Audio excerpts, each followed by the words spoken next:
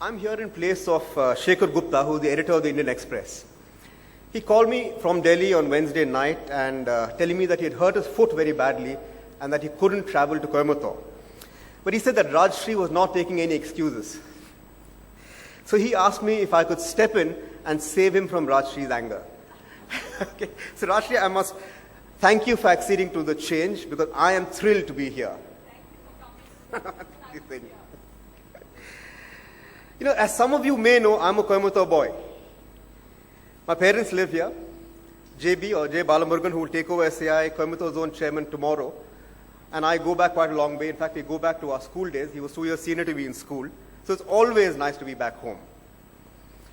Shekhar was to speak on democracy and talent powering our next wave of leadership. I'm going to tweak that round a bit. I'm going to speak on democracy and talent. Wow.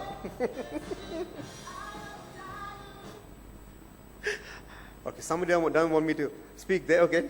I'm going to speak on democracy and talent, how economic aspiration will determine the next wave of political leadership. Now, even as I speak, one of the largest ever migrations in the history of humankind is being scripted.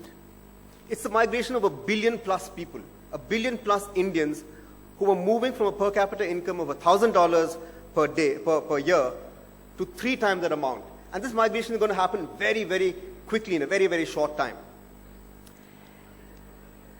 I'm deliberately using the word migration because the place from where these people are going to move to is going to be so fantastically better than what it's today that the whole landscape of India is going to change. And it's going to change. I'm an optimist, let me tell you that right in the beginning. I'm a big, big optimist. I'm betting that this change will happen not in 15 years. This change of India moving from a $1 trillion economy to a $3 trillion economy will not happen in 15 years, as some people think. I'm betting that it will happen in the next 10 years. Let me tell you why I think it will happen in the next 10 years. China's GDP today, they tell us, is about $4 trillion. That translates roughly into a per capita income of $3,700, $3,600 per person. In 2001, the Chinese economy was $1 trillion. So 9 years ago, they were where we were today. So in 9 years, they moved fourfold from 1 to 4 trillion. Our progression shall be a little more modest, let's say.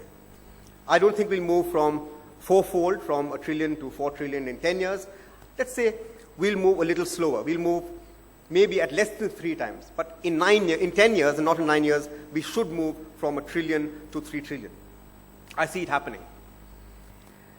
Skeptics will tell me, hey, wait a minute. The biggest impediment to growth, as all of us know, is infrastructure. Old story. We've managed with what we have, and the skeptics will tell me, we're seeing nothing on the ground happening on this score.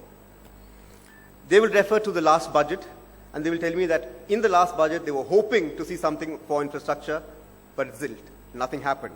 Granted that nothing happened for infrastructure. In fact, granted that no policy was announced in the last budget, but that's the subject of another talk of why no policy was announced. But to my mind, the biggest impediment to infrastructure hasn't always been policy. In fact, it hasn't been policy, it's always been money. And I believe that today, money is no longer a problem for Indian companies. And when money is no longer a problem, it solves everything. It even solves policy. Let me tell you why I think money is not a problem. I was with Mr. K.V. Kamath of ICICI Bank yesterday. And he told me that when the first report on infrastructure came out, and I remember reporting upon it, I can see Venu here from the Financial Express. We all remember reporting upon that in 1996. We were in the same office. The Rakesh Mohan Committee report on infrastructure. Now, Mr. Kamath tells me that when he saw that report, he looked at the report and said, wow, where are we going to find the kind of money this man is talking about?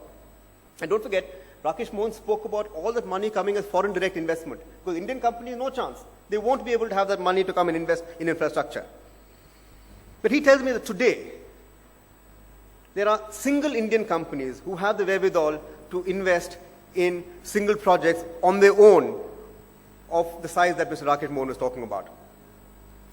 Size has become a big, big driver for Indian companies.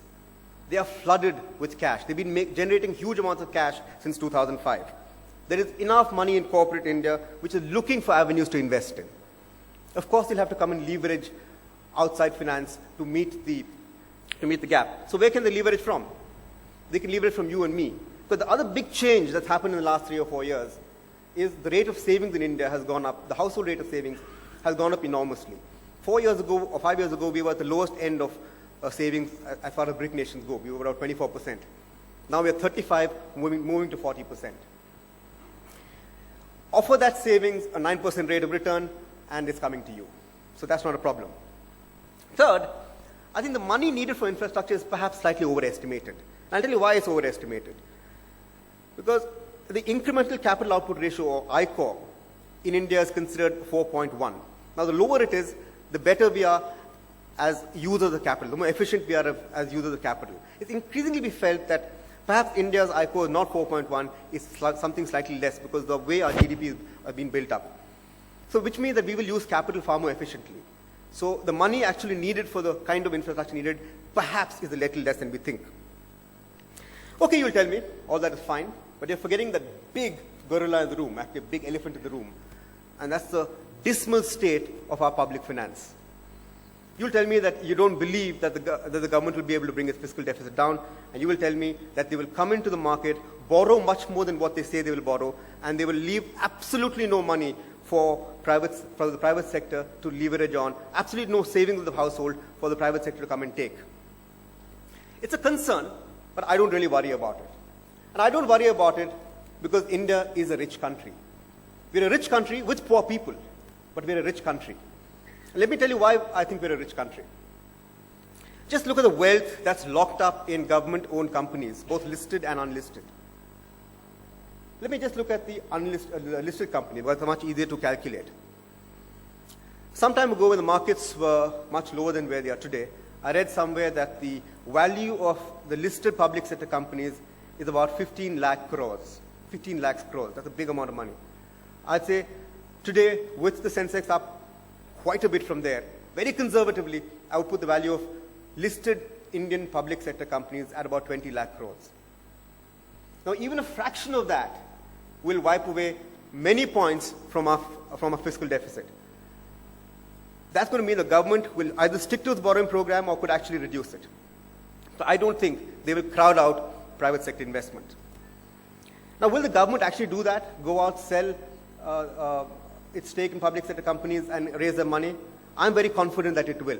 I told you I'm an optimist, but I'm very confident that they will, because the story is just now beginning to be told and is beginning to be communicated very effectively.